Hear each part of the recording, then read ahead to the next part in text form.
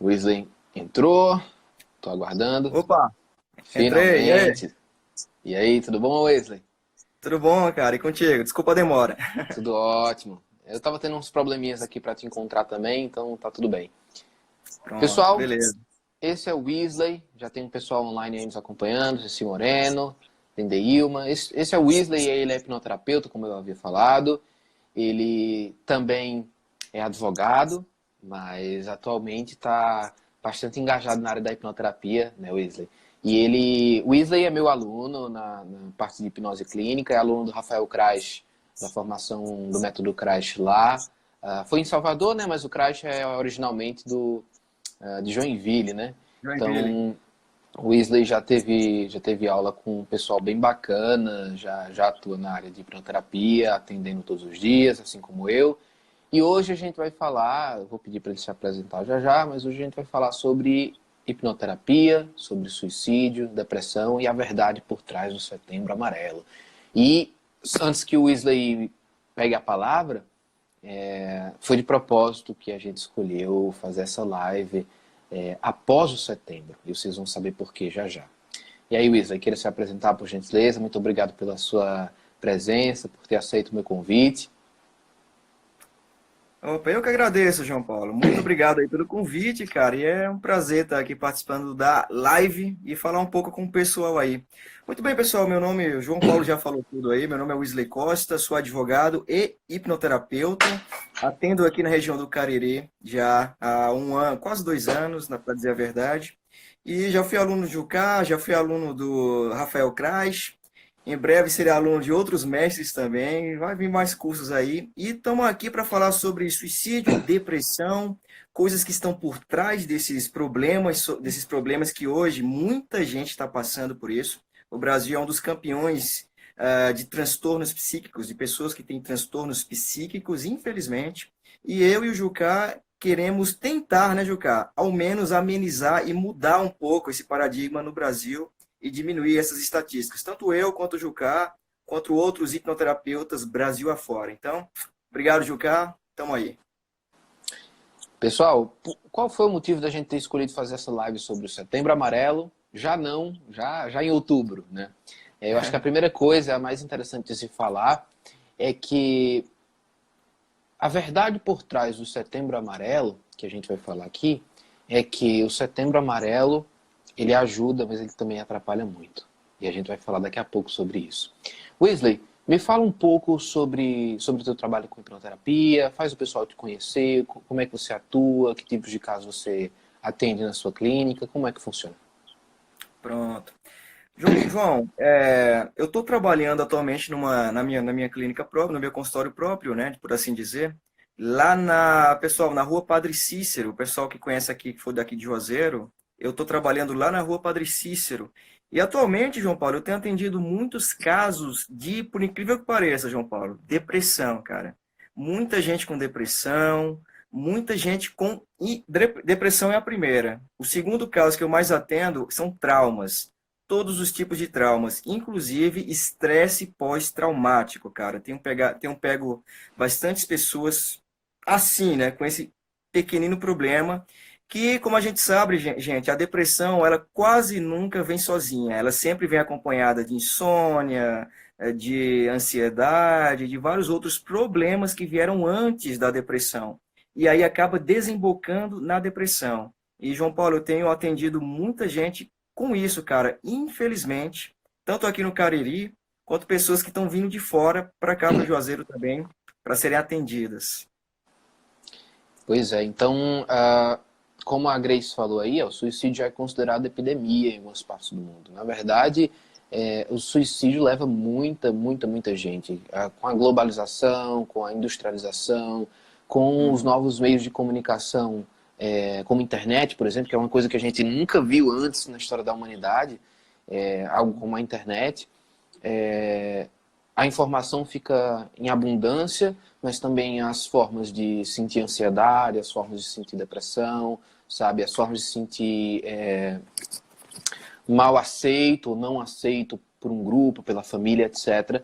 E a pessoa muitas vezes busca refúgio ali na internet. Tem até muitos casos onde a pessoa aprende como cometer o suicídio na internet, né?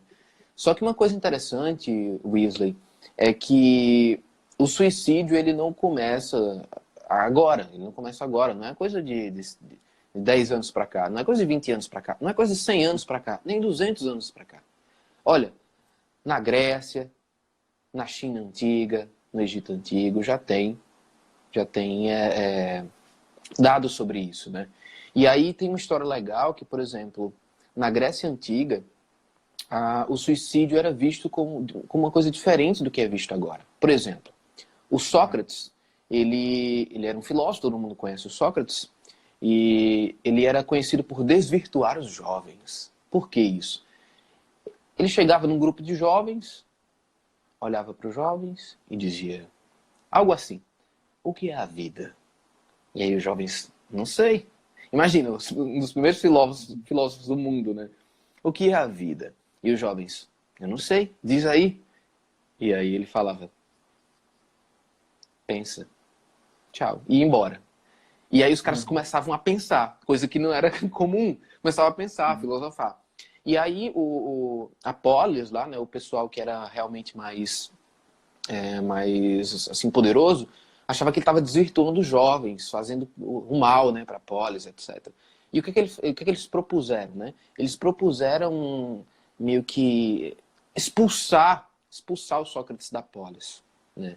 E naquela época, ser expulso da polis, ou seja, da cidade, era melhor a morte. Porque você virava um andarilho, você ficava no meio da floresta com os animais, podia ser comido, você nunca mais ia ver uma pessoa na vida. E aí, o que é que eles propunham naquela época? Que o Sócrates podia ou ser expulso da polis, da cidade, ou tomar cicuta, que era veneno. E o que é que ele fez? Adivinha o que é que ele escolheu? Cicuta. Cicuta. Ele tomou veneno. E Isso. era dado para ele, ele que tinha que tomar. Ele tinha que ter. Sim, sim. História Então, famosa. Inclusive, em algumas culturas, como a asiática, o suicídio era considerado uma questão de honra, né? Muita gente isso, preferia cometer o suicídio, que era o harakiri, em vez de isso. viver uma vida em desgraça, em Bem desonra. lembrado. Bem lembrado, bem lembrado.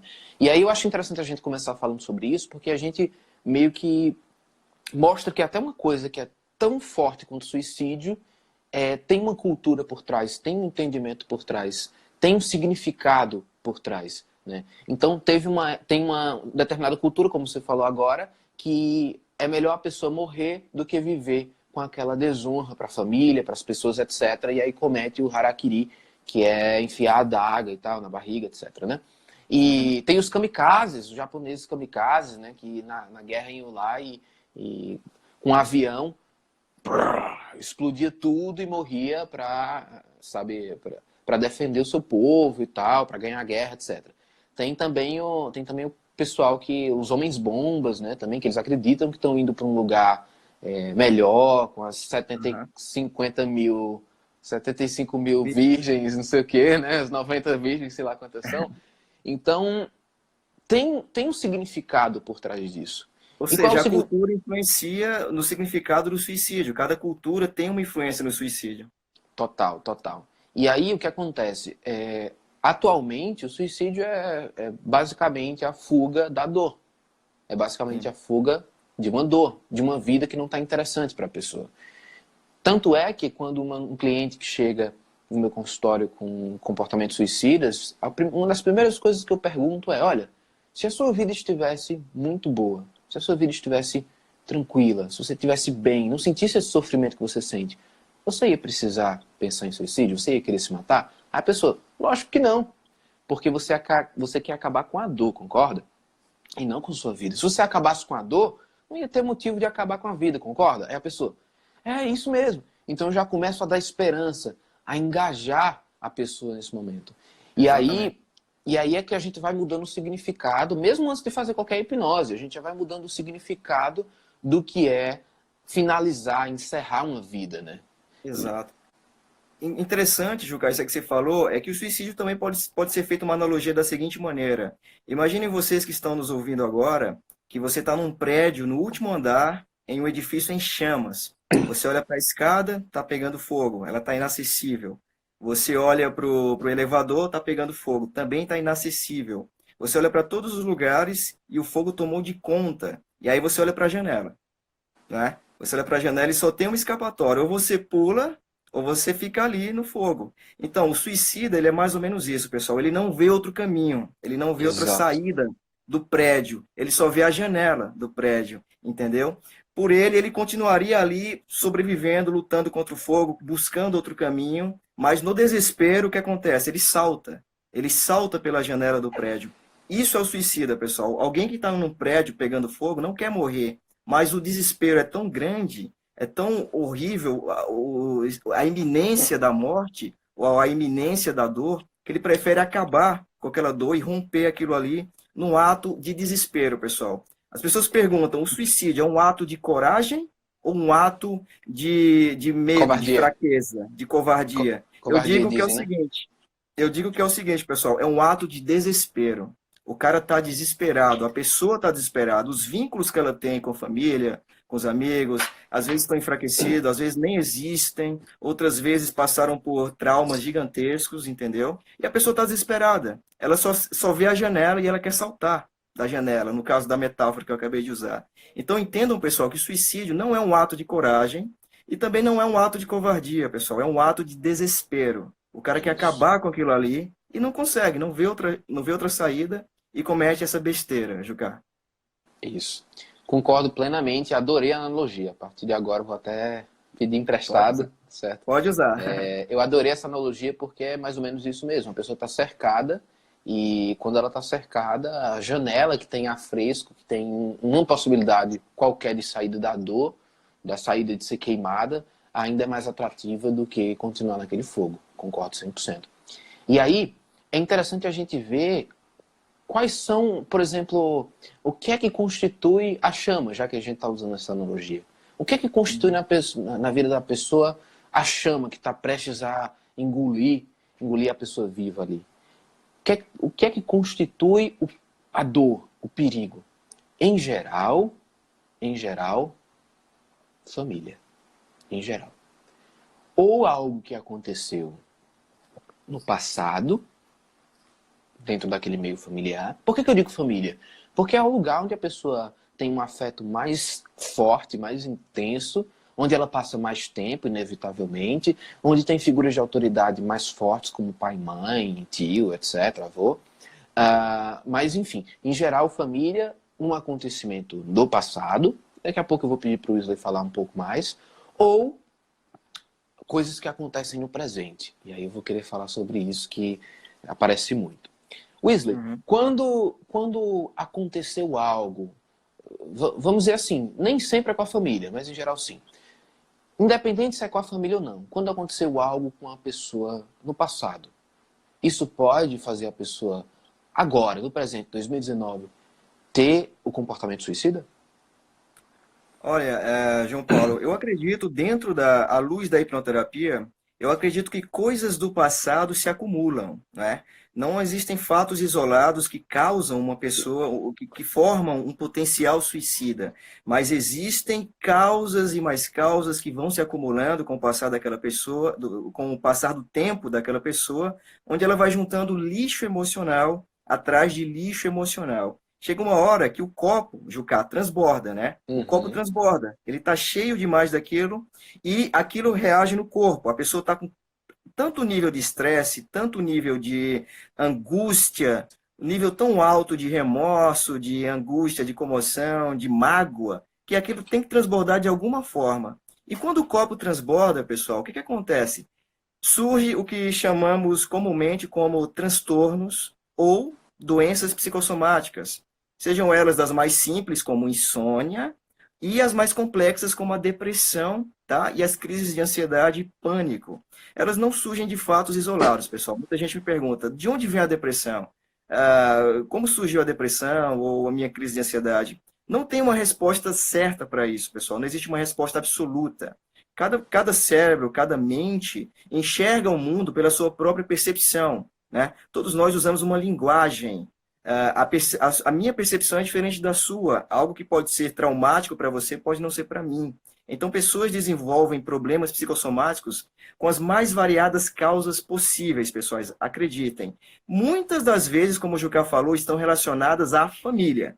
Muitas das vezes. Eu posso dizer com absoluta certeza que 90% das vezes. Ou seja, não são todas, né? Como vocês podem perceber, não são todas, mas 90% das vezes estão ligados aos laços familiares, né? Principalmente pais que não têm muito contato com os filhos, filhos que não são, que não sentem segurança nos seus pais, que não os abraçam, que não trocam afetos, que não confiam naquela primeira figura de autoridade que nós temos, que são nossos pais. Essas crianças tendem a desenvolver emocionalmente, cara, como é que eu posso dizer? Uma certa incompletude. Não desenvolvem total as suas emoções, o seu lado emocional mais maduro, não é? E lá na fase adulta, aquilo que ela não curou lá na infância, entendeu? Aquelas feridas que aquela criança adquiriu na infância, se elas não são curadas na fase, na terna infância, o adulto se torna um adulto incompleto, se torna um adulto emocionalmente instável, se torna um adulto que vai terceirizar os seus problemas, que vai culpar terceiros, que vai acumular mais lixo emocional. E como eu falei, tem uma hora que o copo transborda, a mente está cheia. E como e a hipnoterapia, pessoal, entende as doenças psicossomáticas como o Irineu fez uma pergunta, eu já respondo, Irineu. A hipnoterapia entende as doenças psicossomáticas como uma espécie de sintoma. Não são doenças propriamente ditas, né? A medicina convencional entende como doença, então por isso que trata com medicamentos. A hipnoterapia e algumas terapias mais modernas entendem como sintomas de algo que está por trás daquilo ali. Ou seja, o problema não é a depressão, o problema não é a síndrome do pânico, o problema não é a insônia ou a fobia, o problema é o que está por trás daquilo tudo que está causando aqueles sintomas. E é aí que entra o meu trabalho e o trabalho do Jucá, que é descobrir as emoções, entendeu? E todo o lixo emocional que está por trás do problema da pessoa, que fez ele ter aquilo tudo, entendeu? Que fez com que ele causasse aquelas coisas. Tudo bem? Juca, eu vou pedir até licença para responder a pergunta do Irineu. Claro, Queria que claro, vocês fica à vontade. falassem da experiência de vocês com a depressão. Vocês estão passando por algum processo depressivo? Como é que está indo? Irineu, eu mesmo nunca tive depressão, mas, cara, eu tenho atendido tanta gente com depressão que eu já posso até catalogar um pouco como é que uma pessoa reage. Porque, gente, não existe só um tipo de depressão. São vários. São Uhum. vários tipos de depressão. E, geralmente, Irineu, uma pessoa que tem depressão, ela não sabe. Tudo bem? Muita gente não sabe que tem depressão. Outras já sabem que tem depressão, mas não procura ajuda. Por quê? Por causa da vergonha. Depressão é conhecida como a doença dos envergonhados. A pessoa sente vergonha de pedir ajuda, sente vergonha de ir ao médico, de ir ao psiquiatra, de ir ao psicólogo, e acaba por não buscar ajuda, aquilo ali vai piorando, e vira uma coisa ainda pior que pode causar o comportamento suicida, que o Jucá acabou de falar. Vários eventos com emoções que se associam. Aleph, também, Aleph. Oi, Aline, boa noite, seja bem-vinda. Então, Irineu, espero que eu tenha respondido a sua pergunta. Pode falar, Jucá. E aí, uma coisa, dentro disso que o Wesley estava falando, foi excelente. é, não tem uma causa, como ele estava falando, certa, absoluta, né? Tanto é que, por exemplo, como a gente atende muito, a gente vê muitos tipos de casos, muitas causas diferentes para esses tipos de casos. Por exemplo, duas pessoas sofrem um acidente de carro. Uma aqui e outra no Crato, sei lá. Parecido na mesma época, vamos dizer assim. Vamos dizer três pessoas, vamos melhorar. Três pessoas sofrem um acidente de carro. Cada um com sua vida, nem se conheciam. Uma sofreu hoje, outra sofreu ano que vem, outra sofreu do outro ano. A primeira pessoa desenvolve, sei lá, anos depois, comportamento suicida. Por causa de um acidente de carro na infância, sei lá. Um exemplo. A gente vê de tudo, sei lá. Uma pessoa que tem comportamento suicida, ela, sei lá, sofria bullying na escola, ou o pai brigava, ou teve um outro caso mais complicado, etc. Segunda pessoa que sofreu um acidente de carro, ela desenvolve síndrome do pânico. Quando a gente faz, sei lá, faz a regressão na clínica, descobre que tudo começou no acidente de carro. Terceira pessoa que sofreu um acidente de carro, não desenvolve nada. Não desenvolve nada. Pronto, foi um acidente, passou e acabou. Por quê? As nossas mentes funcionam de um jeito muito diferente, apesar de ter certos padrões, de acordo com a nossa historicidade, que um evento ele vai ter mais importância, mais intensidade ou não na nossa vida, certo? Agora sim, dentro do que o Wesley estava falando sobre depressão, suicídio, é importante falar também que, sim, existem vários tipos de depressão, concordo, tá lá no DSM, né, que é o Manual de Transtornos, e é isso que a gente vê na clínica também. Só que uma coisa que é importantíssimo falar é que nem todo mundo que tem depressão vai ter pensamento suicida. Primeiro ponto. Nem todo mundo que tem depressão vai ter pensamento suicida. Eu já vi vários depressivos que eles não tinham nenhuma vontade de se matar, nenhuma vontade de morrer. Pelo contrário, eles se sentiam daquele jeito, super tristes, abatidos, apáticos, etc. Mas eles queriam mudar, só não conseguiam, certo? E aí vão na hipnoterapia para descobrir as raízes disso. Primeiro ponto, lembra disso, nem todo depressivo quer se matar, nem todo depressivo quer cometer suicídio. E outra coisa, nem todo suicida está com depressão. É outra coisa que as pessoas não entendem, mas que é preciso entender agora. Nem todo depressivo quer cometer suicídio e nem todo potencial suicida está com depressão. Às vezes o cara está com uma dor, ele sente raiva, e não apatia, e não depressão. Ele sente raiva da vida, toda hora ele está agressivo. E um belo dia, essa agressividade, ele volta essa agressividade para si mesmo e comete suicídio. Então, a gente não pode medir um potencial suicida só pela tristeza que ele tem, só pela lamentação. Porque às vezes o cara pode dar sinais através das músicas que escuta muito agressivas, do jeito que ele se refere às pessoas ou fala com as pessoas ou para as pessoas, do jeito que ele se refere à própria vida, sempre com raiva, com rancor, etc. Então, se ele dá alguma pista de que a vida é ruim, mesmo que ele não demonstre que está deprimido, ele pode ser um potencial suicida, entendeu? Mas nem todo mundo também que está com raiva vai ser suicida, só um exemplo. Então, é importante entender que não é porque a pessoa está com depressão que ela vai querer se matar, e nem todo potencial suicida, ele está deprimido, certo? É muito importante a gente entender isso. Olha aí, Juca, pergunta importante da Sâmia. E depois que acham a causa emocional, como trabalhar, Juca? Você, como meu convidado, meu aluno, quer falar sobre isso? Vamos ver se aprendeu bem. Vamos lá, como trabalhar depois que acha a causa emocional? Simplesmente, pessoal, Sâmia, com a reeducação do subconsciente. Todos nós temos uma programação dentro de nós, né? Algumas pessoas se auto-sabotam demais, outras são negativas para tudo na vida, outras já não estão nem aí para isso ou para aquilo, outras já são detalhistas, para cada um tem uma programação. As coisas que te causaram aquele dano emocional, aquele trauma emocional, aquilo tudo, após descobrirmos pela hipnoterapia regressiva, né, nós vamos trabalhar aquilo ali. Como? Reeducando o sistema, fazendo o subconsciente entender que ele não precisa mais essa programação, fazendo ele entender como começou a programação e explicando para o subconsciente que ele não precisa mais seguir essa programação que geralmente foi iniciada ou aprendida na infância. Então, qual é o nosso trabalho, o meu e o de Jucá? É pegarmos o aprendizado da programação do subconsciente que foi feita na infância e reprogramar aquilo, usando a linguagem de computador, pessoal. Reprogramar aquilo. Como? Através da hipnose, através do subconsciente, nós conseguimos fazer com que o cliente converse. Ele mesmo converse com várias partes dentro dele, com várias épocas dentro dele, com vários perfis dentro dele, porque você sabe, Jucá, e todo mundo aqui sabe, que nós nos comportamos diferentes em vários locais, né? Por exemplo, o Jucá, ele não é o mesmo durante uma live e por exemplo, ele está encontrando com a namorada dele, é uma pessoa. Assistindo Coringa.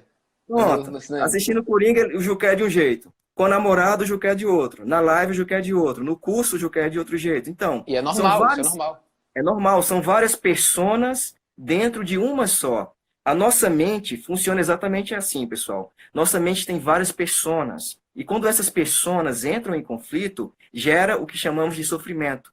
Gera o conflito interno. Gera problemas psicossomáticos, transtornos. Então, o nosso trabalho é harmonizar essas partes que estão dentro da gente em conflito, entendeu? E reprogramar o subconsciente, entendeu? Através desse diálogo, através dessa conversa, através principalmente da emoção.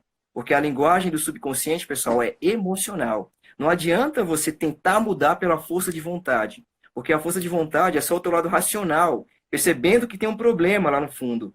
Mas o problema lá no fundo é emocional. Então, para isso, tem que acessar o problema emocional e, pela emoção, reprogramar o teu subconsciente. Viu, Sammy? Explicar para o teu subconsciente que ele não precisa mais seguir aquela programação negativa de autossabotagem que foi aprendida durante a infância. Espero ter respondido.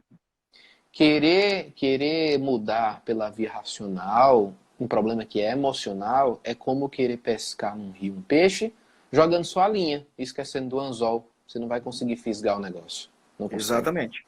Não consegue. Exatamente. E aí o seguinte, só para deixar ainda mais simples tudo isso que o Weasley falou, vamos dar um exemplo. Chega uma moça, tá com um comportamento suicida, chega na clínica, e aí a gente faz, sei lá, uma regressão, faz uma terapia de parto, seja o que for, para conseguir descobrir a raiz daquilo ali. Certo? Imagine que quando ela tinha 7 anos de idade, ela, sei lá, se perdeu, sei lá, foi para a igreja com a mãe, ficou brincando na praça da igreja, só que ela foi para muito longe, a mãe acabou perdendo ela.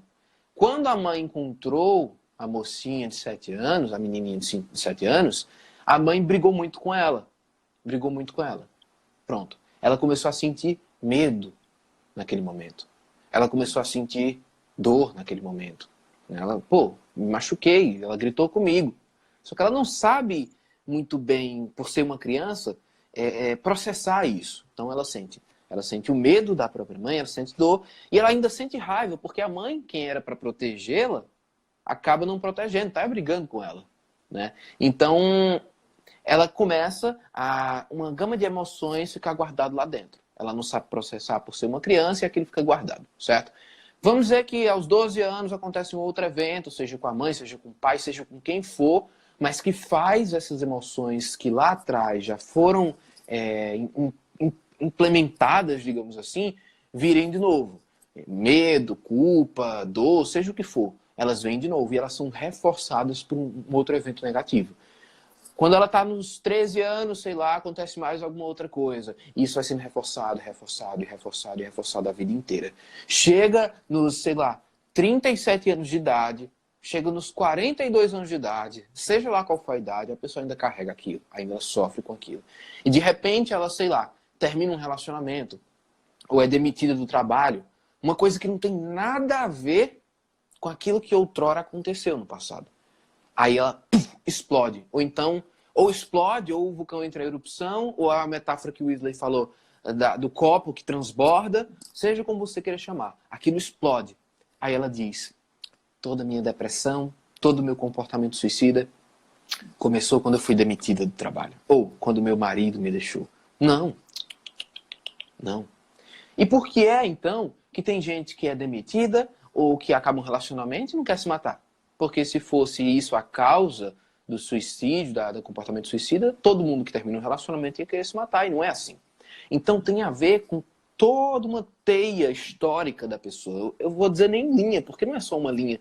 É toda uma teia histórica da vida da pessoa que tem vários eventos, várias emoções, tudo misturado, em que vai culminar naquilo que estoura, certo? Então é disso que a gente está falando.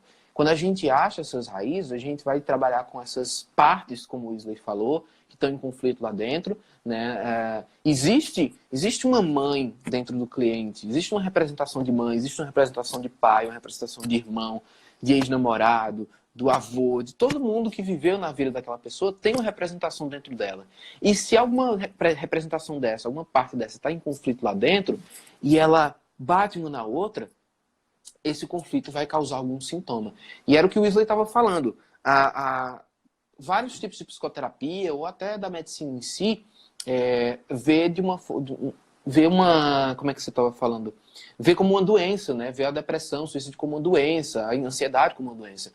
A hipnoterapia ela tem um quê muito fenomenológico, ou seja, a gente vê a experiência e a gente descreve a experiência. Então, o que a gente entende pela fenomenologia é que é uma forma da pessoa se ajustar ao mundo e ao que aconteceu a ela.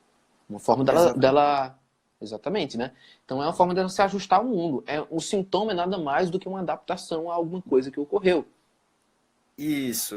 Como a hipnoterapia fala também, os sintomas, né, que a medicina fala que é doença, nada mais é que uma adaptação do corpo e da mente a um problema emocional. Entendeu, pessoal? Então, você que tem ataques de pânico, ataques de depressão, ataques de fobia ou algo do tipo, saiba que isso é o seu corpo se adaptando a uma demanda emocional que precisa ser resolvida, que precisa de terapia. E não é se entupindo de remédio que você vai conseguir exatamente. Corpo e mente são um só, pessoal. Não é se entupindo de remédio que você vai conseguir tratar um mal emocional. Os remédios, eles vão ajudar, eles são importantes para controle e para remediar. Como eu sempre falo, o remédio, pessoal, o nome já diz, remediar. O remédio, remediar. Remédio serve para te dar tempo, te dar recurso para você ir atrás de se tratar, entendeu? De melhorar esse problema que está aí dentro, essas representações que o Jucá falou muito sabiamente, que estão em conflito aqui dentro. E como o Jucá falou, todos nós temos representações de todas as pessoas que passaram na nossa vida, entendeu? Nossos pais, nossos tios, primos, colegas de classe, do trabalho. E quando essas representações dentro da gente entram em conflito, aquilo gera o que chamamos de sintoma. Gera ansiedade, insônia, enfim, o que já falamos várias e várias vezes. E aí vem a hipnoterapia com essa nova e moderna forma de terapia, de realmente acessar o fundo desse problema, o que está por trás de todos esses sintomas, que geralmente são personas em conflitos, ou traumas na infância, ou experiências que a pessoa lá na infância sofreu e o subconsciente entendeu como algo ruim, como algo negativo, entendeu? Porque, pessoal, vejam bem, a mente de vocês, existe uma frase que é muito conhecida, que diz que nós somos a junção das 5 pessoas com quais nós mais convivemos. Conhece, né, Jucá? Sim. Essa frase, embora seja muito clichê, pessoal, muito clichê mesmo, ela é verdadeira. Nós não somos apenas a junção das 5 pessoas com quem mais convivemos. Nós somos a junção de todas as pessoas que passaram por nossa vida, incluindo nossos pais, nossos irmãos e todo mundo que é mais próximo de nós, entendeu? Seu comportamento, suas percepções, suas ideias, desde a sua infância, são influenciadas por todo mundo que está na tua vida, entende? Então, eu atendi uma pessoa bem interessante, Juca, esse caso, que era um cara de 40 e tantos anos, quase 50 anos, que ele tinha fobia de sapo, cara. Não era sapo, era aquelas pererecas, uma espécie de sapo lá, não sei. E ele se sentia muito envergonhado por ter essa fobia. Por quê? Porque ele era um cara adulto, ele sabia que não precisava ter medo daquilo, sabia que sapo não Uhum. morde, sabia que, enfim, e se sentia enfraquecido por aquilo, se sentia com impotência, se sentia impotente frente ao problema. Após a regressão, descobre-se que nada tinha a ver com sapo. Na verdade, eram os irmãos dele que faziam muito bullying com ele, entendeu? Que fazia ele se sentir inferior, como um inseto, como um anfíbio, como um réptil, entendeu? Se sentir para baixo. E aí a mente dele associou esse sentimento de inferioridade a um sapo, a um réptil, a um bicho que rasteja. Uma Porque a gente representação. entende uma representação. Bicho que rasteja é asqueroso. Então, ele se sentia asqueroso frente aos irmãos fazendo bullying com ele. Então, a mente Uhum. subconsciente pegou aquela associação, aquela representação, e associou aquele sentimento ao sapo. Então, veja que o problema dele nunca foi a fobia de sapo, e sim aquelas emoções fóbicas que os irmãos colocaram nele, de bullying, de se sentir impotente, entendeu? Então, o que a gente faz no nosso trabalho? Fazemos o cliente entender de onde veio o problema, entende? Após o entendimento disso daí, o cliente vai conversar com aquelas partes que estavam em conflito dentro dele, vai haver uma compreensão e logo após isso uma reprogramação daquele evento, daquele sistema, daquela representação. E Uma, aí o re... cara sai de lá, pronto, pulando. uma reeducação, né? Uma reeducação, exatamente. Existe uma forma bem simples de definir o que a gente faz, que é, através do processo de hipnoterapia, a gente descobre a raiz do problema, seja de qual forma for, seja qual for a técnica, a gente descobre a raiz, a gente, com o cliente, ajuda ele a entender o que aconteceu, entender por outras vias o que aconteceu, e a partir Exato. disso a gente modifica emoções e a percepção. Eu acho que uma das coisas principais no trabalho de um bom hipnoterapeuta é aquele estalo que a pessoa tem. e modificar a percepção. É perceber, por exemplo, que o outro, quando fez aquela coisa ruim com o meu cliente, não foi porque a pessoa queria, ela tinha uma intenção boa. Acontece muito isso, um grande mal-entendido na vida da pessoa. Sei lá, uma mãe fez determinada coisa e a pessoa achava que tinha sido por mal e nem foi. Então aquela representação da mãe lá dentro explicou para o meu cliente. Disse, olha, não foi porque eu quis, eu queria te proteger, eu queria fazer isso e aquilo outro. Aí a pessoa, é aquele momento do insight, do estalo, da mudança de percepção. A pessoa, é mesmo. Aí, de repente, a pessoa, sei lá, perdoa.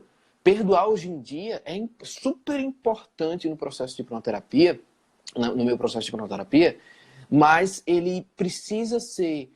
Tem algo anterior a ele, que é o processo de compreensão, de mudança de percepção. Porque se a pessoa ainda continua entendendo que, por exemplo, um agressor, alguém que fez mal a ela lá no passado, fez mal porque quis, embora não tenha sido, se ela continua pensando que foi porque quis, como é que ela vai conseguir perdoar aquela pessoa? Então, a primeira coisa que tem que se fazer é uma mudança de percepção. Então, a gente descobre, compreende e modifica emoções e percepções. Certo? Inclusive, Juca, só te interrompendo um pouco, amigo. Terminei Muita já. gente me pergunta, pronto, muita gente me pergunta se é possível esquecer um evento ou um trauma através da hipnoterapia, através da hipnose. Pessoal, não. Isso é impossível. A mente, ela grava tudo, ela absorve tudo. Tudo que você já viu não dá para desver, entendeu? Então, não dá para esquecer eventos ou situações ou traumas com a hipnose, com a hipnoterapia. O que dá para fazer é pegar aquela emoção, aquele sentimento que está associado àquele trauma, àquele evento, e reeducar, como a gente tem falado desde o início da live, eu e o Jucá. Reeducamos o sistema, reeducamos aquela emoção, e aquela pessoa passa a enxergar aquele evento como algo que, já passou, superei, venci aquilo, já não tem mais importância, já não preciso mais sofrer por esse evento do passado, não preciso mais trazer esse trauma que eu tive lá aos 8 anos, aos 7 anos, para a minha vida adulta, entendeu? Isso. Após a pessoa ter essa compreensão, pessoal, esse é o cerne do nosso trabalho. Esse é o principal objetivo do nosso trabalho, é fazer a pessoa buscar os recursos dentro dela mesma para entender, compreender e superar aqueles eventos através de outras emoções, através da reeducação das emoções. E quando a pessoa descobre esse poder que ela tem dentro dela, a vida dela muda. E ela nem necessariamente precisa de um hipnoterapeuta para isso. As pessoas que têm esse conhecimento que eu e o Juca temos, elas conseguem acessar esses eventos, essas emoções lá dentro, entendeu? Porém, em alguns casos, as pessoas não conseguem sozinhas. Aliás, alguns não, né, Juca? Muitos, né? Muitos casos, pessoal, a pessoa não consegue sozinha. E aí que entra um trabalho de um bom hipnoterapeuta para acolher aquela pessoa, acolher a dor daquela pessoa, fazer ela entender que quando ela era pequenininha e viu a mãe dela sendo maltratada, sendo espancada pelo pai, e ficou com medo de algo, de eles morrerem ou de algo acontecer a eles, entender que aquilo não aconteceu, entender que aquilo que aconteceu já passou, ela não foi culpada por aquilo, as responsabilidades da mãe são da mãe, não delas, e principalmente, pessoal, ensinar o seu cliente a aprender a assumir a própria vida, a assumir as suas responsabilidades, a assumir o destino da sua vida. Porque o ser humano, infelizmente, Juca, tem um defeito muito grave de sempre terceirizar a culpa. Sabe aquela história? A culpa é minha, eu coloco em quem eu quiser, né? Eu não consegui um emprego por causa que minha mãe me criou mal. Eu não consegui tal coisa porque eu não tive estudo. Eu não consegui tal coisa por causa disso e daquilo. A gente sempre busca culpados. Sempre terceiriza a culpa. E esquece que a tua vida passa a mudar a partir do momento que você assume a sua vida, assume as suas escolhas, assume a tua responsabilidade. E, Juca, eu posso dizer que basicamente todos os clientes que eu já atendi na hipnoterapia, eles vêm com essa necessidade. Eles nunca assumiram a vida. Eles sofrem pela dor de outra pessoa. Eles pegam a dor da mãe deles e trazem para si.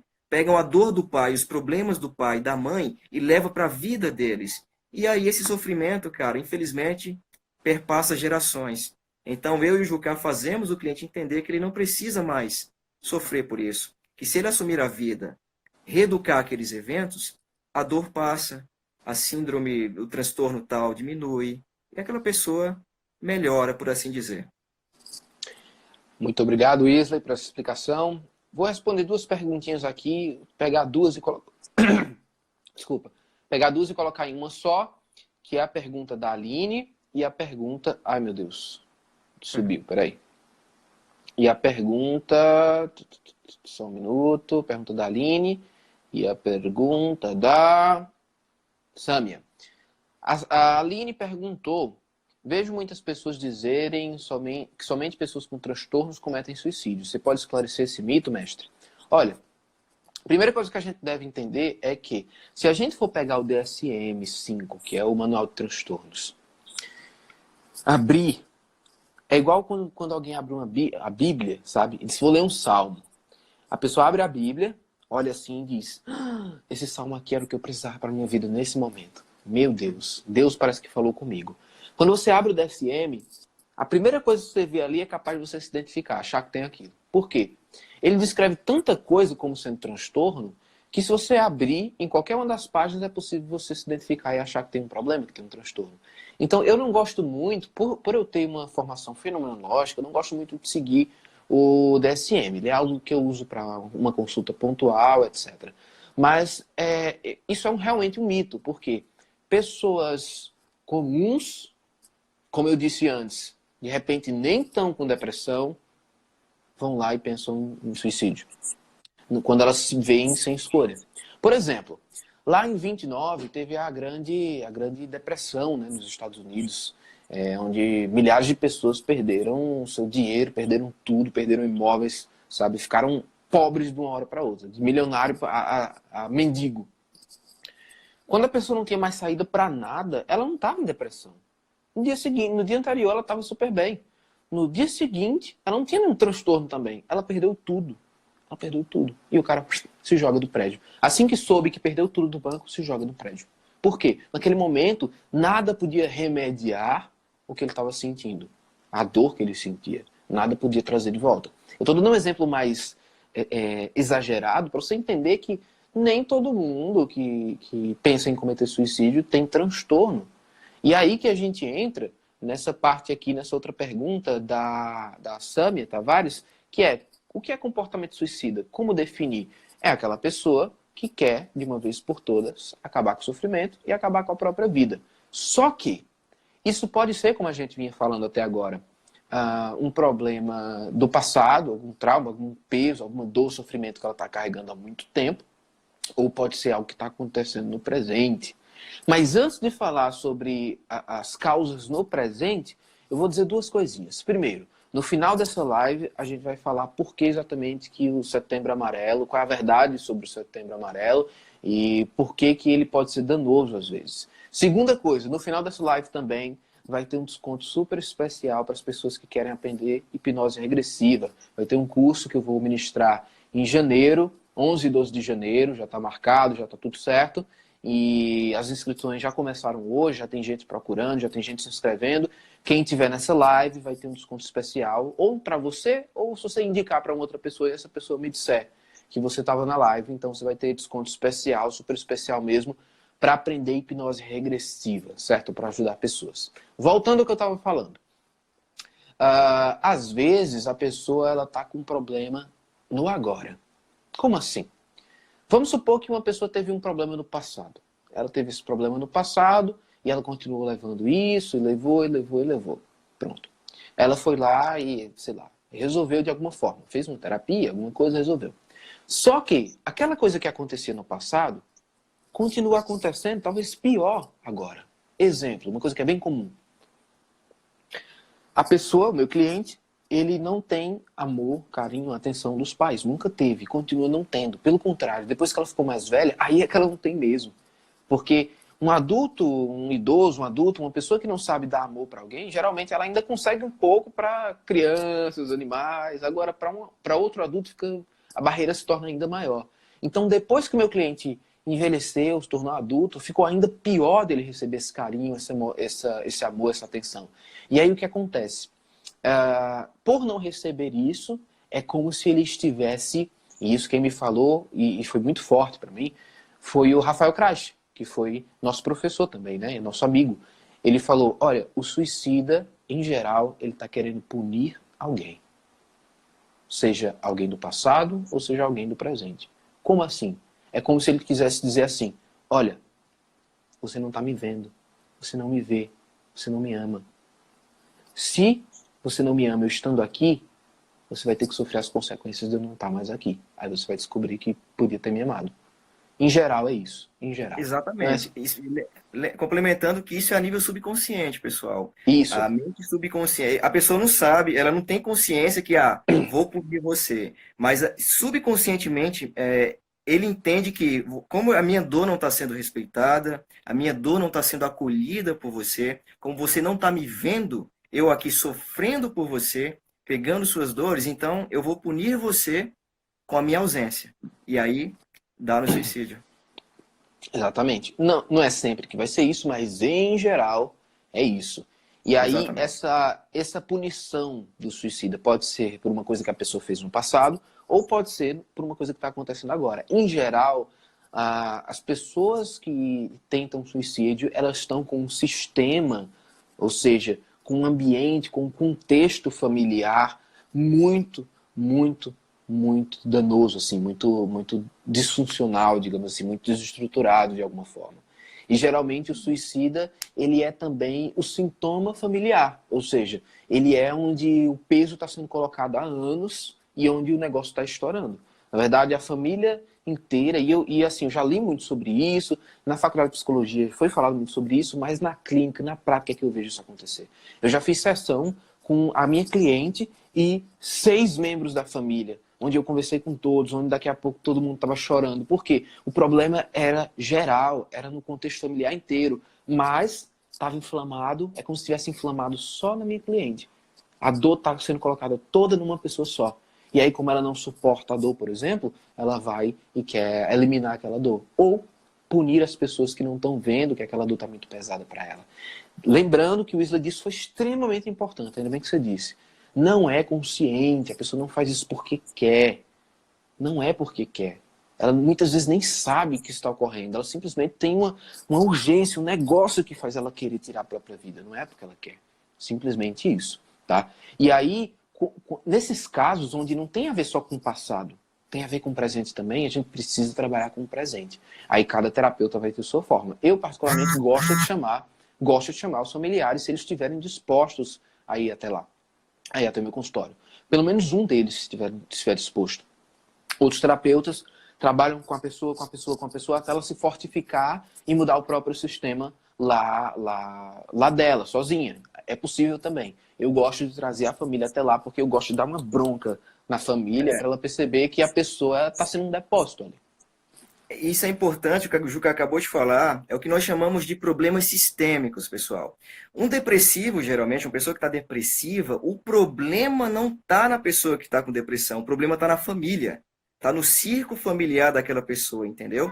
Tanto é, pessoal, que muita gente conhece famílias que tem mais de um suicida na família. Com certeza a galera que está Isso. nos assistindo conhece pessoas que têm familiares que o tio se suicidou, depois o sobrinho também, o neto se suicidou depois. Por que isso acontece, pessoal? Porque o núcleo familiar é que está doente, o núcleo Isso. familiar está disfuncional. Então a terapia ela deve ser feita na família. É aquela família que tem alguma coisa errada naquela família e um dos membros está absorvendo aquilo tudo, os padrões, os problemas, e como eu falei e o Jucá também disse, subconscientemente, aquilo ali chega uma hora que estoura, que explode, e a pessoa em desespero comete o ato do suicídio. Mas, por exemplo, eu mesmo, Jucá, eu estou atendendo uma senhora que a filha dela, de 14 anos de idade, ela tá, ela tá com depressão, cara, ela tá com um monte de coisa. Tá com depressão, tá com síndrome do pânico, tá cabelo caindo. É bem complicada a situação da menina. Porém, ao conversar com a mãe, eu notei que o problema não é a menina, cara, é a mãe. E não só a mãe, o pai dela também.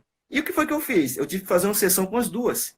Eu fiz a primeira sessão com a criança e depois, mãe, venha, vamos fazer com a senhora agora. E tive que fazer com a mãe, porque todos os problemas que a mãe tinha adquirido durante a vida inteira, a filha estava absorvendo. E quais eram os efeitos que a filha estava tendo? Queda de cabelo, depressão, insônia, introspecção. Horrível, uma situação horrível. E, infelizmente, não só ela, mas a avó da criança, a mãe da senhora, estava também, como é que eu posso dizer, passando todos os padrões negativos que ela tem para a criança, para a menina. E eu notei na hora, Jucá. O problema Aprendizado. aqui não, isso, o problema aqui não é a fulana aqui, a criança. O problema é a senhora. O problema é a senhora e a sua mãe. Eu falei para a cliente, né? Para a mãe da cliente. O problema está na senhora e está na mãe da senhora. E a sua filha está absorvendo esses padrões, absorvendo esses problemas. E olha aí como a sua filha está cheia de características, cabelo caindo. Estava, infelizmente, horrível essa situação. Então, pessoal, você que é mãe, você que é pai, tá? Você que tem filhos, converse sempre com seu filho, acolha seu filho, entendeu? Se ele está sofrendo bullying na escola, se ele está quietinho demais no canto dele, se ele está tristinho ali, introspectivo, sente com ele, converse, mostra apoio para o moleque. O moleque precisa entender que você não é só uma figura de autoridade, você também é uma figura de acolhimento. Você é uma pessoa que tem que, toda vez que ele precisar, vai ter você ali para dar uma força, tá entendendo? Porque, cara, o pai, a criança que nasce sem o respeito e sem a referência de pai e mãe, como eu falei, infelizmente ele cresce com o emocional dele incompleto, torna-se um adulto incompleto, torna-se um adulto emocionalmente incompleto. Wesley, eu vou fechar a live, porque com 1 hora ela fecha sozinha. Então eu vou fechar, vou começar outra pra gente continuar, tá? Consegue me ouvir? Tranquilo, Pessoal, tranquilo, tô sim. quem tá aí nos escutando, a gente vai fechar a live e imediatamente começar outra, porque ela automaticamente fecha com 1 hora de live, tá? Então, para eu conseguir salvar a live para vocês verem depois, vou colocar no YouTube, eu vou fechar agora e imediatamente já inicio outro, já chamo o Wesley, tá? Até daqui uns segundos. Voltei. E aí, voltou.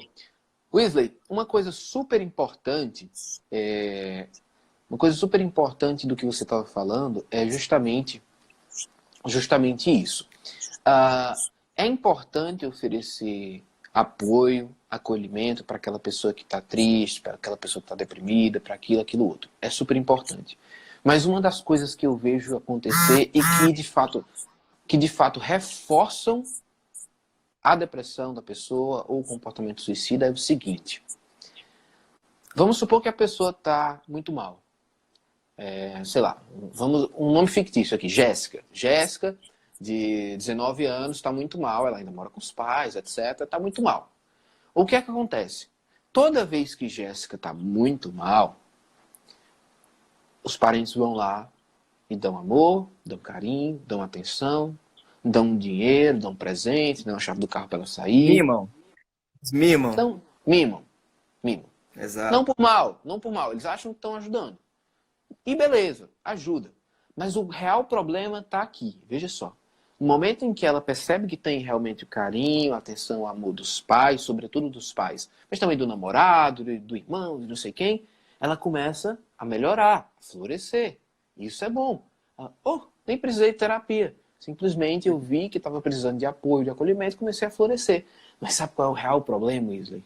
Assim que ela começa a melhorar, o que é que acontece? Com um passo de mágica, todo mundo some de novo. Ela para de ganhar a atenção, ela para de ganhar o amor, ela para de ganhar o carinho.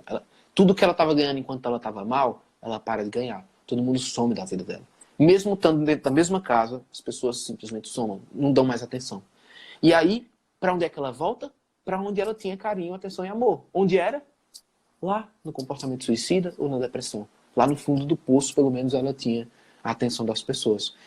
E por isso que eu ia dizer que é muito difícil, muito, muito mesmo, alguém se matar sem dar um sinal sequer de que vai fazer isso. Por quê? O suicídio, além de ser para punir alguém, também é uma mensagem. O suicídio quase sempre é uma mensagem que a pessoa quer enviar para o sistema dela. Seja trabalho, seja namorado, seja família, seja pai, mãe, etc. É uma mensagem que a pessoa está querendo enviar. E ela chega no ponto de querer enviar uma mensagem através de ceifar, através da interrupção total da própria vida, porque ela já tentou, durante tanto tempo, enviar outras mensagens verbais, corporais, de outras formas. Ela já tentou muito enviar uma mensagem para a família, para o namorado, seja quem for. E aí chega um ponto que essas mensagens que ela tenta enviar vão falhando, falhando, falhando, falhando, falhando, falhando, e ela tem que chegar no ponto onde ela precisa enviar uma mensagem que é a mais drástica, que é: ou você presta atenção em mim, na minha vida, no meu sofrimento, ou isso vai acabar aqui. Entende? Então isso é muito importante. A pessoa, alguém perguntou, acho que foi a Sâmia Tavares, perguntou como definir, né? A pessoa, ela envia essas mensagens. Essas mensagens podem ser, por exemplo, num tweet que ela coloca dizendo que a vida é uma merda.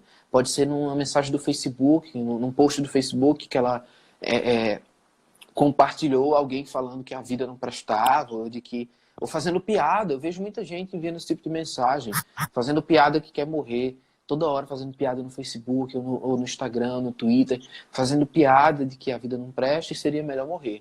E rir daquilo. Só que quem em sã consciência faz piada com isso? É geralmente uma pessoa que está precisando de verdade de ajuda, mas ela nem mesmo percebe muitas vezes. E ela está mandando essa mensagem para amigos, para os pais, e que são pessoas que geralmente não vão ver.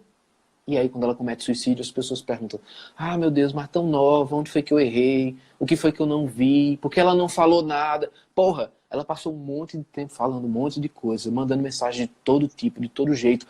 Presta atenção em mim, olha pra mim. O que eu mais vejo é, por exemplo, pessoas que moram na mesma casa, a pessoa que é uma potencial suicida, ela não tem o carinho, a atenção, o amor de ninguém. Ela vai no cômodo de algum parente, sei lá, até no quarto do próprio pai, da própria mãe, sei lá, vamos supor que é um adolescente. Ela vai lá e os pais dizem: não, sai daqui, tô cansado. Imagina isso acontecendo da infância até quase a vida adulta. Sempre: sai daqui, tô cansado, não me importuna agora. Sempre assim: você é um peso, sai, não, agora não, agora não.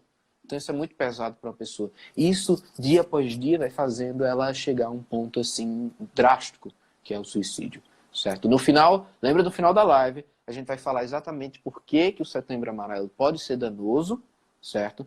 E tem também os descontos especiais para o meu curso de hipnose regressiva, para quem quiser melhorar a sua prática clínica ou iniciar nessa área de transformar vidas. E aí, Wesley, o que mais? Muito bem, Juca. Só complementando o que você falou, pessoal, geralmente um suicida, como o Juca falou, ele geralmente nunca consegue se suicidar de primeira. Quando ele vai conseguir se suicidar, ele já tentou várias e várias e várias e várias vezes anteriormente. Por quê, pessoal? Porque toda tentativa de suicídio é um pedido de socorro. Coloquem isso Isso. na mente de vocês. Coloquem isso na mente de vocês.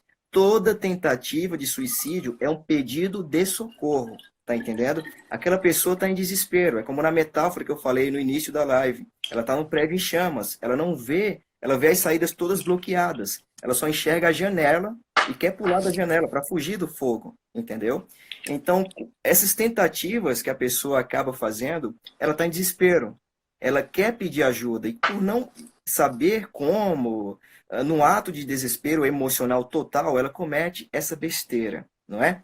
Mas vamos lá, pessoal. Então, a questão, o que o Jucá falou no início da live agora há pouco, ele falou da questão da pessoa que tem um comportamento e ele é acolhido pela família, não é?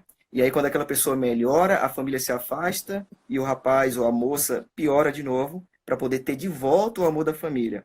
Pessoal, chamamos isso na terapia, nós chamamos isso de ganho secundário. Ganho secundário. O Rafael Crash, nosso professor, ele fala que todo problema emocional ou psicossomático sempre tem um ganho secundário, né? Esse ganho secundário está sempre ligado a alguma coisa que você obtém de vantagem por estar doente ou por ter aquele comportamento. Seja a atenção dos pais, seja o amor do cônjuge, seja qualquer coisa. Mas geralmente pessoas que têm isso é porque elas realmente não assumiram a vida para si ainda, não assumiram a responsabilidade. O padrão emocional delas, a programação delas está muito ainda, como é que eu posso dizer, amparada pelos outros. Ela está numa ela não, enfim, ela não se assumiu, ela ainda não ganhou a segurança, a maturidade emocional, que eu expliquei para vocês no início, para assumir a própria vida e deixar os padrões familiares de lado, né? Por que eu falei da importância do pai, da mãe, em sempre acolherem o filho, conversar e dialogar com o filho? Entendeu? Por quê? Porque hoje em dia, pessoal, em tempos de redes sociais, os pais estão muito afastados das crianças. E as Uhum, crianças acabam acumulando aprendizados de lugares de fora de casa, entendeu? uhum. Lugares onde eles deveriam aprender como compaixão, como carinho, como respeito, como cumplicidade, que isso deveria ser aprendido em casa com os pais, ele acaba não aprendendo e vai aprender outras coisas em outros lugares, entendeu? E aí o pai e a mãe começam a se tornar estranhos dentro de casa, começam a se tornar conflituosos dentro de casa. A criança não vê mais a figura do pai e da mãe como uma figura carinhosa e uma figura de autoridade. Tanto é que temos hoje em dia uma coisa chamada, pessoal, síndrome do imperador. O que é isso? Síndrome do imperador é quando uma criança, na verdade, ela é o dono da casa. Em vez do pai e a mãe respeitarem a hierarquia pai, mãe, filhos, o filho está acima dos pais, né? Na constelação familiar fala-se muito nisso. A estrutura familiar está disfuncional. Eu acho que foi até a Aline que comentou aí sobre o Bert Hellinger. Bert Hellinger, pessoal, é um terapeuta muito famoso que tanto eu quanto o Jucá lemos bastante, né? Estudamos bastante o trabalho dele. Era, Influenciou né? bastante o meu... Faleceu mês Ele passado. faleceu esse ano, exatamente. Ele influenciou muito o meu trabalho, o trabalho de outros professores nossos. Ele fala que se a estrutura hierárquica da família for desestruturada, começam a aparecer os problemas psicossomáticos, os problemas emocionais, problemas como depressão, como transtornos, como uma criança mimada demais, entendeu? Ou depressiva, ou com pensamentos suicidas, não importa. Se a estrutura familiar não for respeitada, pessoal, esses problemas todos acontecem. Então, hoje vemos filhos que batem na cara dos pais, entendeu? Filhos que desobedecem aos pais, que brigam, que não têm respeito pelos pais, e quando cresce, empurra os pais no asilo, né? Infelizmente, temos muitos casos Ou, assim. ou o contrário, né, Wesley? Ou a criança que é mimada demais, ou a criança que é deixada de lado Exato. demais. Existem os dois extremos, pessoal. A criança que é deixada de lado demais, como o Jucá falou, e a criança que é mimada demais, ao extremo. Essa criança mimada demais ao extremo, ela desenvolve tanto a síndrome do imperador, quanto a criança que foi deixada de lado demais também. Que se Então, sente aí rejeitada, que se se sente sente mal, rejeitada. com medo. E é aí que surge o ganho secundário, Jucá. É aí nesses comportamentos da família que surge o ganho secundário. Porque ele, a criança, o subconsciente da criança vai entender que precisa fazer algo para ganhar de volta a atenção dos pais, a Uhum. hierarquia dos pais, dos irmãos, dos tios, enfim, do núcleo familiar deles, pessoal. E o nosso trabalho é o seguinte, é importante falar que a criança, o cérebro, a mente de uma criança de até 8, 9 anos de idade, ela funciona como uma esponja, pessoal. É como uma esponja. Tudo que ela vê, sente, ouve, ela absorve, seja coisa positiva ou negativa. É por isso que existem várias crianças que têm os trejeitos dos pais, né? Os medos dos pais. Se uma mãe tem fobia de alguma coisa, às vezes aquela criança desenvolve fobia de uma coisa muito parecida com aquilo, entendeu? Uhum. Porque pegou aquele padrão. O cérebro da criança é como uma esponja. Então, gente, muito cuidado, você que é pai, você que é mãe, muito cuidado com o que você fala com seus filhos, com o que você ensina com seus filhos e principalmente com o que você mostra de exemplo, né? Porque a gente aprende pelo exemplo, entendeu? E só queria acrescentar, Juca, que as crianças que eu tenho atendido no meu consultório, que vêm com os pais, cara, é impressionante. Eu sempre identifico o problema tá na mãe, tá no pai, não tá na Sim. criança. Quando o pai começa a falar, quando a mãe começa a falar, eu olho assim para os dois, rapaz, você não tá vendo que, olha o que sua filha absorveu. Olha o que sua filha passou durante as suas brigas com sua esposa. Olha o que sua filha passou durante as suas brigas com ela. Olha o que você passou para sua filha. Agora, olha para tua filha como é que ela está agora. A culpa é dela? A culpa é da tua filha? Ou é você que está com problema, amigo? Pronto, a pessoa já dá um insight. Vala, sabe? Direto isso acontece, Juca. Então, pessoal, É. vocês que são pais, vocês que são mães, muito diálogo com os filhos, muita atenção com os filhos, tá? Porque eles precisam crescer sabendo que existe uma hierarquia familiar, sabendo que eles podem contar com vocês para tudo e para qualquer coisa. Tá bom? Muito bom, Wesley. Wesley, vamos responder umas perguntas agora para a gente daqui a pouco finalizar, certo? Bora. Quem tiver colocado perguntas na outra parte da live e lembrar, coloca aqui de novo, tá? Eu acho que a primeira que a gente pode responder é a do Irineu. Ele tinha perguntado se hipnoterapeutas também precisam de terapia, se a gente também é atendido, quem é o terapeuta da gente. Então eu vou começar respondendo isso, depois eu passo a palavra para o Wesley. Tá aí o Wesley ainda? Acho que o Wesley caiu.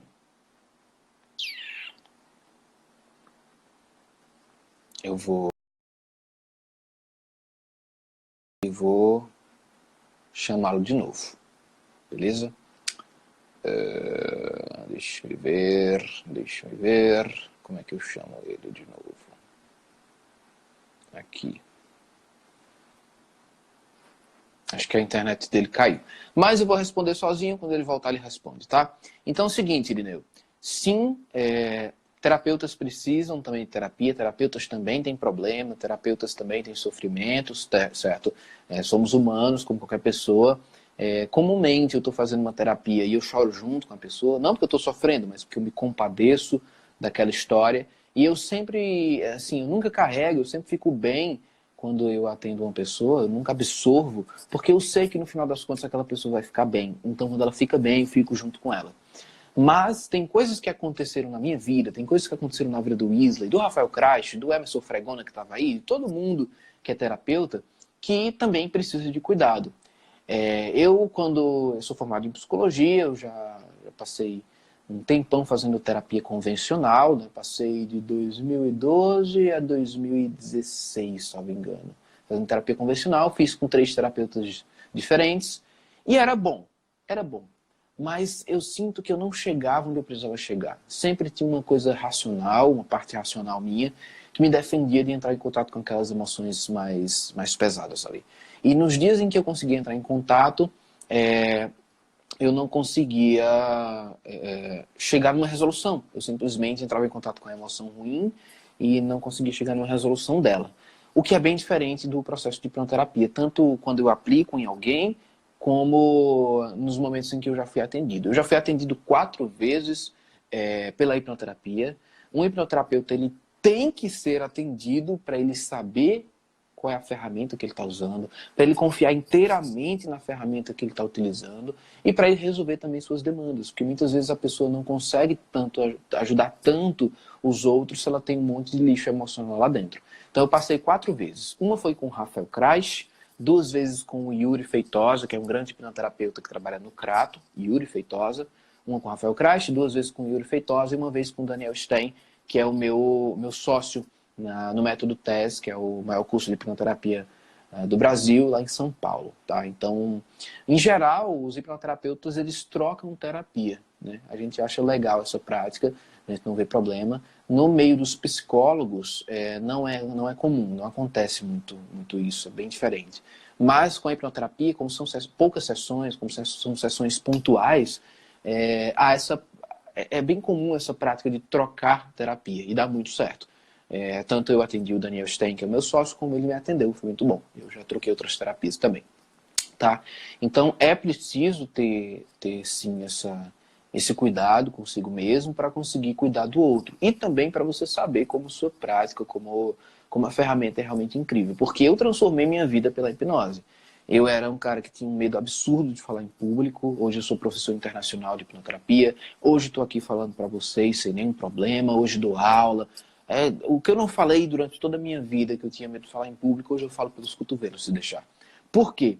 Porque tinha alguma coisa dentro, lá no meu subconsciente, que me impedia de falar em público. Que me deixava tímido, que me deixava para dentro, que me deixava com o pé para dentro, que me deixava com a cabeça para baixo, sabe? Todo envergado, todo arqueado.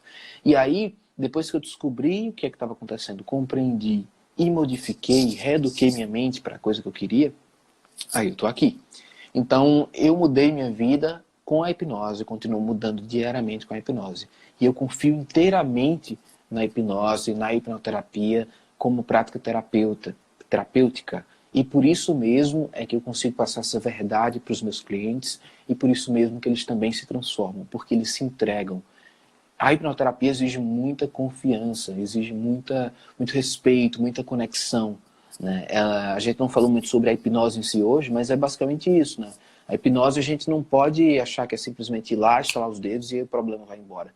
Exige todo um trabalho conjunto de confiança, de conexão, que é preciso ser feito. Então, sim, a gente precisa acreditar muito na ferramenta que a gente está usando para passar essa verdade e esse respaldo, né, para as pessoas que vão ser atendidas por nós. Quem tiver mais pergunta, deixa aí, quem tiver feito na outra parte da live, que eu não tô lembrando de todas, tá? Eu vou ver se eu consigo chamar o Weasley. Acho que a internet dele caiu, porque ele não está aparecendo mais aqui. Mas essa é a hora, esse é o momento que eu começo a falar por que que o Setembro Amarelo ele pode ser algo danoso. Vejam só. Vocês já perceberam que todos os anos, no mês de setembro, a taxa de suicídios aumenta? Provavelmente alguns de vocês já perceberam isso. Por que vocês acham? Coloca aí embaixo. Por que vocês acham que a taxa de suicídios, em geral, aumenta no próprio Setembro Amarelo? Coloquem aí embaixo. Vou ficar esperando vocês colocarem aí, hein? Evelyn, Aline, Antero, Silvânia, Lindeilma, pessoal que está online aí, Jéssica e Matheus, Irineu, Sâmia. Por que vocês acham?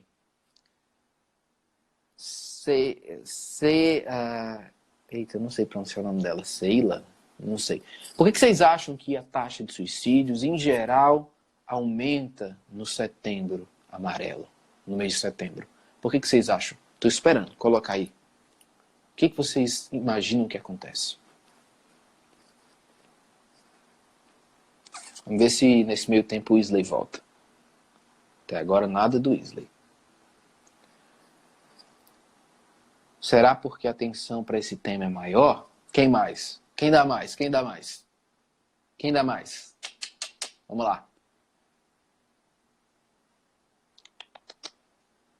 Bom, como o chat tem um delayzinho, um atrasozinho, eu vou começar a falar e vocês vão colocando aí embaixo. O Matheus, de certa forma, está certo. O que acontece é que existe uma coisa chamada efeito manada ou efeito da aprovação social. Quando a gente escuta algo acontecendo, quando a gente vê que alguém conseguiu fazer alguma coisa, ou que algo está acontecendo ao nosso redor, fica muito mais fácil ter coragem de fazer aquilo. No suicídio, acontece muito isso. Quando é noticiado, hoje em dia nem é mais, já perceberam isso? Efeito dominó, exato. Hoje em dia, nem é mais noticiado como antigamente. Quando eram noticiados suicídios na televisão, por exemplo, a taxa de suicídio aumentava muito. Por quê? Aquilo ficava ecoando na cabeça de quem de repente já estava pensando em fazer. Olha, aquela pessoa teve coragem, então eu também tenho. Muitas vezes isso nem é racional, muitas vezes nem é pensado, nem é consciente. A pessoa simplesmente é atingida pelo efeito daquela notícia, certo?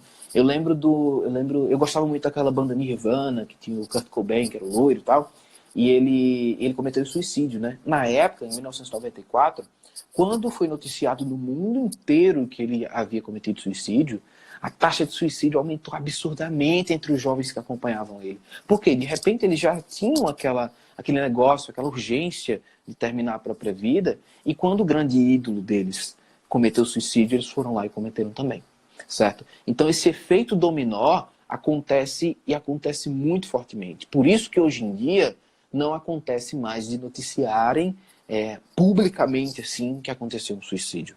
E veja, como o Weasley estava falando agora há pouco, geralmente na família, se ocorreu um suicídio, depois a gente acaba vendo outro. Porque tem esse efeito dominó, porque a família não resolveu o que causou o primeiro suicídio, o segundo acaba acontecendo, entendeu? Então é um efeito de aprovação social, um efeito dominó, um efeito manada, de uma coisa vai levando a outra. Uma segunda coisa que é muito importante falar sobre por que o Setembro Amarelo talvez seja danoso é uma espécie de hipocrisia que acontece. Por que eu digo espécie de hipocrisia? Porque, em geral, as famílias não sabem que elas estão causando mal, certo? Se elas soubessem, seria outra história. Mas, em geral, elas não cuidam da pessoa que está ali do lado o ano inteiro. Elas não dão carinho, não dão atenção, não dão amor. Quando chega no Setembro Amarelo, que elas veem que alguém está muito mal ali, elas vão lá e, ai meu Deus, vamos cuidar dessa pessoa. Em geral é assim, você vê nas redes sociais, se enche de pessoas solidárias, para quem assim, tem pensamento suicida, se enche de solidariedade. Ai, meu Deus, olha aí, pobrezinho, que está pensando em suicídio, vamos ver a vida é isso, o mês da vida. Por que isso é um grande problema? Porque para quem está com pensamento suicida o ano todo, e eu já ouvi isso muitas vezes de pessoas que têm esse tipo de pensamento, eles dizem, porra, que campanha hipócrita, que campanha de merda. É o ano todinho, nem ligam pra gente, não olham pra gente, não dão ajuda, não acolhem, dizem que é frescura, que é besteira, que é só erguer o queixo, que é só prestar atenção na vida, que a vida é bonita, que isso é aquilo, um monte de besteirada. Quando chega em setembro, fica esse negócio de florzinha, de amarelinho, vamos olhar pra vida. É uma puta hipocrisia para quem passa por isso. Então, por isso que, em geral, o Setembro Amarelo, ele é muito mais danoso do que o contrário. Eu não vejo realmente, não ouço falar de alguém que foi salvo pelo Setembro Amarelo. Só o contrário. Pode ser que sim, pode ser que alguém seja salvo pelo Setembro Amarelo. Mas eu só ouço o contrário. Pessoas que realmente cometeram suicídio. Eu acho que nesse setembro, aqui em Juazeiro, teve pelo menos 3. Pelo menos 3. Certo? No Setembro Amarelo. O negócio fica mais evidenciado. Acho que a campanha fala do assunto, em vez de mostrar formas de prevenção, a ênfase é maior em como acontece, onde acontece, acaba deixando as pessoas vulneráveis mais vulneráveis. Não sei que palavra é essa ainda. É exatamente isso. É exatamente isso. Opa, o Wesley voltou. E eu não vi. Estava distraído aqui.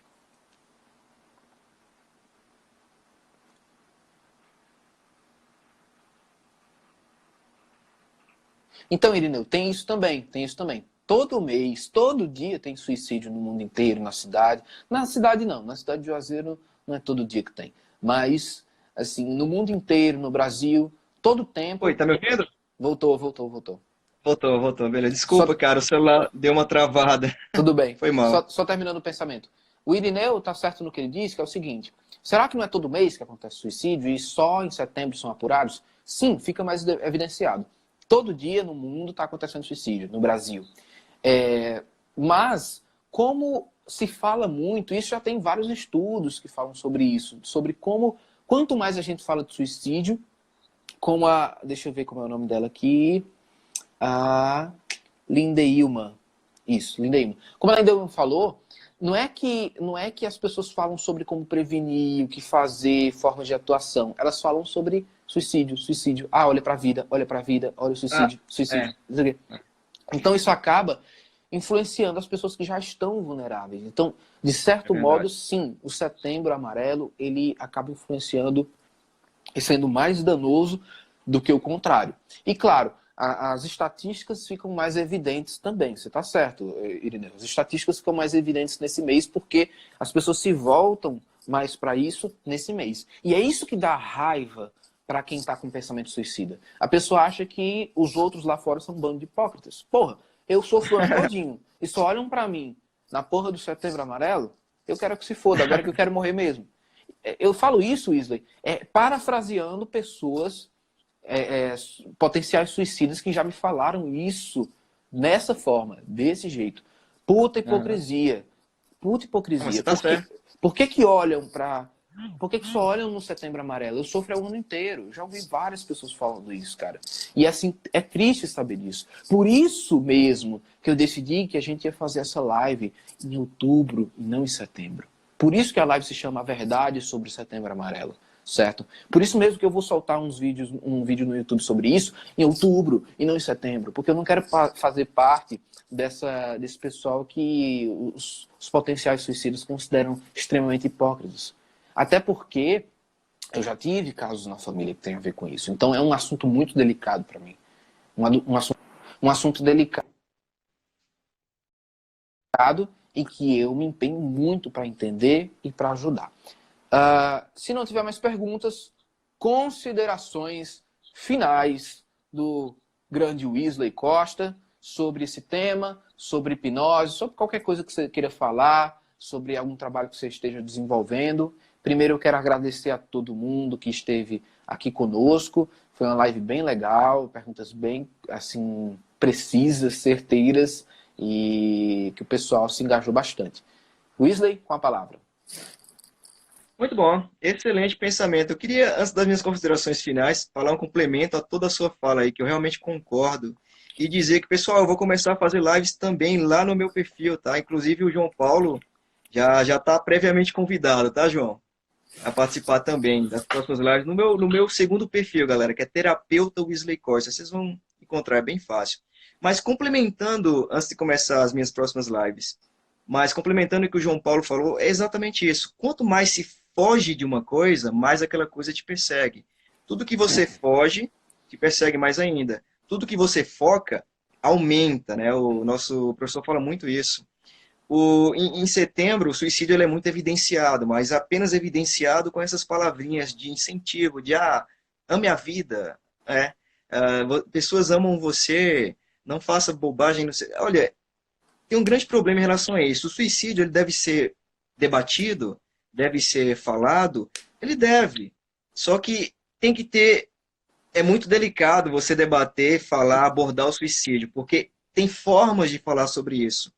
Veja bem, a própria imprensa, quando ela vai noticiar um suicídio, existe uma série de regras que ela não pode falar para não incentivar outras pessoas a cometerem. Por exemplo, alguém que vai noticiar um suicídio no rádio, na TV, não pode falar detalhes, não pode dizer o nome das pessoas que se suicidou, não pode dizer qual foi a forma, o objeto, nem as razões, porque tudo isso influencia uma pessoa que já quer se suicidar. Como exemplo, temos pessoas famosas que cometeram suicídio e logo depois dezenas de outros fãs do mundo todo também cometem suicídio. Por quê? Eu falei do Aquela, caso do cara do Nirvana.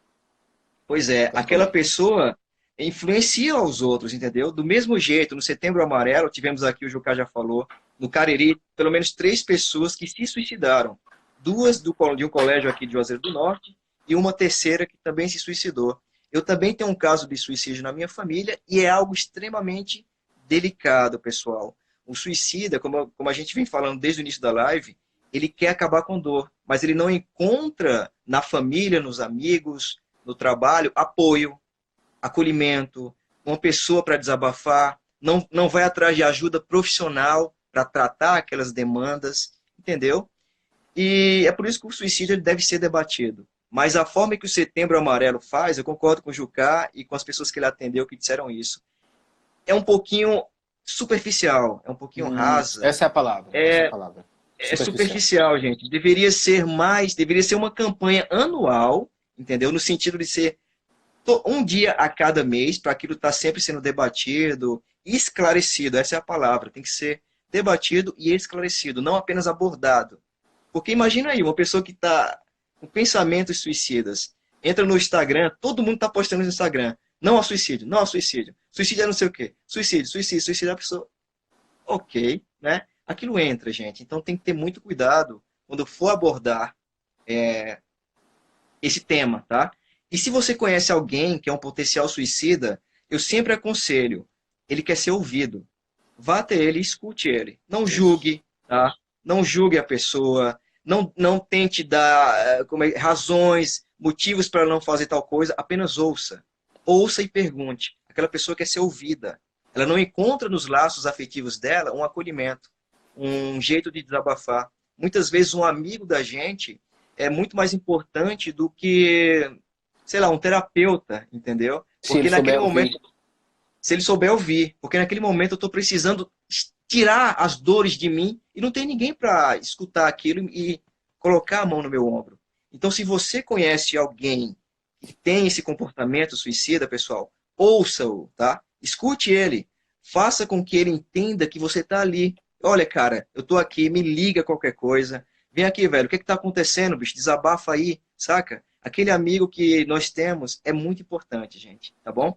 Então, se você conhece alguém assim, sempre lembre de ouvi-lo, sem julgamentos, tá bom? Ouça, apenas Uma ouça. das, E, se ele pedir conselho, aconselhe. Se ele não pedir, apenas ouça. Fala, Juca. uma das coisas que você falou que me fez lembrar de algo muito importante. Uma das vezes que eu disse assim, uma coisa muito. Foi uma quebra de padrão, digamos assim, mas que foi extremamente Sim. eficiente. Quando a pessoa estava querendo realmente se matar, etc, etc. E isso demonstrou um cuidado, uma escuta, um não julgamento tão forte que a pessoa começou a ouvir melhor o que eu estava dizendo para ela depois. Que foi: olha, fulano, você me falou tudo isso. eu sei que você querer cometer suicídio é uma opção. Aí a pessoa, como assim uma opção? Porque ninguém fala isso pra ela. Todo mundo diz, não, isso não é uma opção, morrer não é uma opção. E eu disse, olha, é uma opção. Se não fosse, não, era impossível de fazer. A gente não ia conseguir fazer. É uma opção. É a melhor? Aí a gente vai precisar debater sobre isso, discutir sobre isso. Aí a pessoa já fica curiosa, entendeu? Porque eu digo, olha, eu sei que é uma opção. Por quê? Se você consegue, de repente, tentar fazer isso, é uma opção. Se existe aqui algo para que você consegue fazer, eu posso comer um biscoito salgado ou um doce. Os dois são uma opção. Viver é uma opção, morrer também é uma opção. Só que é a melhor opção? É a mais viável? Aí a pessoa diz, é porque a minha dor vai acabar. Aí eu já pego ela no jeito. Eu digo, olha, tá, mas e se houvesse outra forma de acabar com a dor que não fosse acabando com a vida? Como seria? Aí a pessoa, seria bem melhor. Aí eu vou realmente fazer um trabalho terapêutico. Mas só isso, só até essa parte de ouvir é muito importante. Porque eu digo, olha, eu entendo que para você o suicídio é uma opção. A pessoa já fica de orelha em pé, porque ninguém nunca disse isso a ela, certo? Exato. Então eu queria agradecer a todos pela presença. A gente já está indo para 1h30 de live. Verdade. Acho que já esclarecemos muita coisa. Essa parte, Irineu, de programação neural, a gente pode fazer uma outra live sobre isso, tá? Já é muito pano para manga para essa live aqui. Irineu é um grande amigo meu de infância, inclusive deu aí a nossa pauta para fazer uma próxima live. Irineu, vai rolar uma live em breve, eu não sei se o Jucá pretende fazer, mas eu vou fazer, Jucá, sobre isso daí, e já lhe convido sobre essa questão da programação neural, que é uma coisa que interessa, dá muita curiosidade às pessoas, entendeu? Mas a gente responde. Ótimo. E aí, considerações finais, Wesley, aqui sobre a nossa live, sobre o nosso trabalho. Considerações finais. Pessoal, Jucá, foi um prazer, viu? Muito obrigado pelo convite. E, pessoal, tanto eu quanto o Jucá, nós estamos à disposição. Eu me coloco à disposição.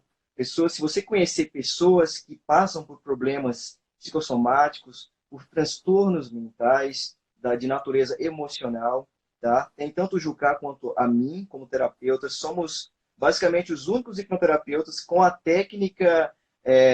esse tipo de técnica que usamos aqui na região do Cariri. Então, digamos que somos referências no momento aqui no Cariri, eu tenho muito orgulho disso. E indiquem-nos, tá bom? Conhecerem pessoas assim, tá? Indique terapia, faça ele entender que terapia, como o brasileiro fala, não é coisa para doido. Terapia é qualidade de vida. Todo mundo um dia precisa passar por terapia. É como falam, Jucá, todo mundo um dia vai precisar de um médico e de um advogado. Eu já sou os dois, eu já sou advogado e sou terapeuta. Terapeuta também, pessoal. O terapeuta um dia vai precisar do mesmo jeito. Então, gente, terapia é qualidade de vida. Vamos acabar com esse preconceito. Se você conhece alguém que está sofrendo, se entupindo de remédio e aquilo não passa, fala para ele que tem outros caminhos. Fala, olha, tenta uma terapia alternativa. Tenta a hipnoterapia. Tem o João Paulo Jucá e tem o Wesley Costa aqui no Cariri, que são referência nessa área. Faz uma sessão com eles e vê o que você acha. Faça isso, indica isso para essas pessoas, porque essas pessoas estão precisando encontrar outros caminhos, pessoal. E eu e o Jucá temos essa missão de mostrar o quão a mente delas é poderosa, tanto em criar doenças, quanto em criar a cura. A mente que criou a doença é a mesma mente que cria a cura. Só que ela ainda não sabe disso. Uma autocura, diga-se de passagem. Uma autocura, exatamente. Então, Jucá, muito obrigado, pessoal. Estou à disposição. Meu Instagram é terapeuta Wesley Costa, tá? Em breve vai rolar muitas lives aqui também com convidados, inclusive Jucá. E boa noite, pessoal. Muito obrigado. Valeu. Boa noite. Minha última consideração é... Olha, o pessoal falando que a live foi boa. Muito obrigado, Grace. Eu queria agradecer a todo mundo. Quero agradecer ao Wesley pela oportunidade de fazer essa live. Adorei a live, adorei a forma como a gente conduziu, respondeu as perguntas, como a gente conseguiu realmente abraçar o pessoal que ficou com a gente aqui. Tem que terminar com oxente. Muito bom, Irineu. Oxente, por quê? Não, ô Irineu, o cearense fala oxe, cara. Oxente é coisa de baiano, é oxe. Oxe, por quê?